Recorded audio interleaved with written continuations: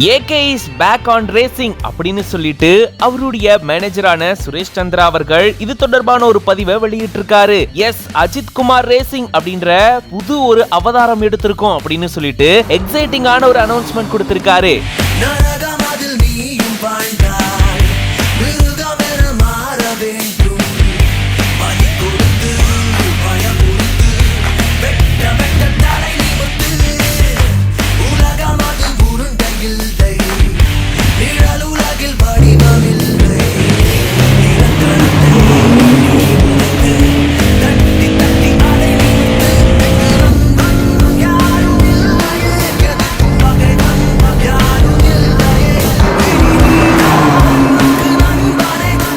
Actor AK அவர்களுடைய புது adventure தான் இந்த அஜித் குமார் ரேசிங் அப்படின்றது. வெறும் ரேசிங் டீம் ஓன் பண்றாரு அப்படின்றதையும் தாண்டி இன்னொரு எக்ஸைட்மெண்ட் என்ன தெரியுமா? இதுல இவரு மீண்டும் ரேசிங்ல வந்திருக்காரு, ரேசிங் சீட்ல உட்கார போறாரு அப்படின்னு சொல்லிட்டு இப்படி ஒரு எக்ஸைட்டிங்கான நியூஸ ஏகே அவர்களுடைய ரசிகர்களுக்கு பகிர்ந்திருக்காரு சுரேஷ் சந்திரா அவர்கள். எஸ், நம்ம ஏகேவை பொறுத்த வரைக்கும் அவரு பயங்கரமான ரேசர் அப்படின்றது நமக்கு நல்லாவே தெரியும். இன்டர்நேஷனல் லெவல்ல நடந்த ரேசிங் காம்படிஷன்ஸ்ல கலந்துகிட்டவர் இவரு. குறிப்பா 2004 formula Asia BMW F3 championship மற்றும் 2010ல நடந்த ஃபார்முலா 2 சாம்பியன்ஷிப்ல பங்கெடுத்துக்கிட்டாரு. இப்போ அஜித் குமார் ரேசிங் மூலமா இன்னொரு அவதாரம் எடுத்திருக்காரு அப்படின்னு சொல்லிட்டு தான் சுரேஷ் சந்திரா அவர்கள் இது தொடர்பான பதிவை வெளியிட்டிருக்காரு. இது ஏகே அவர்களுடைய ரசிகர்களை ரொம்பவே குஷிப்படுத்தி இருக்கு. ரொம்ப நாளுக்கு அப்புறமா இப்போ ஏகே பத்தின ஒரு அப்டேட் வந்திருக்கு. பட் இந்த தடவை சினிமா பத்தி இல்லங்க, அவருடைய பேஷனான ரேசிங் பத்தி. முக்கிய குறிக்கோளே யாரெல்லாம் ரேசிங்ல இன்ட்ரெஸ்டா இருக்காங்களோ அந்த மாதிரி டேலண்டா இருக்கக்கூடிய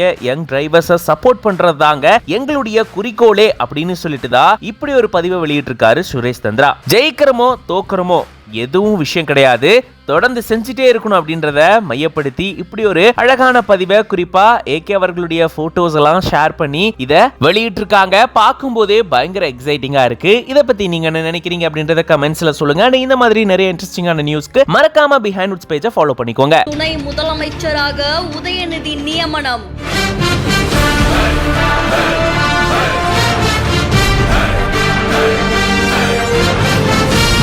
தமிழக அமைச்சரவையில் மாற்றம் செய்யப்படுவதாக அறிவிப்பு.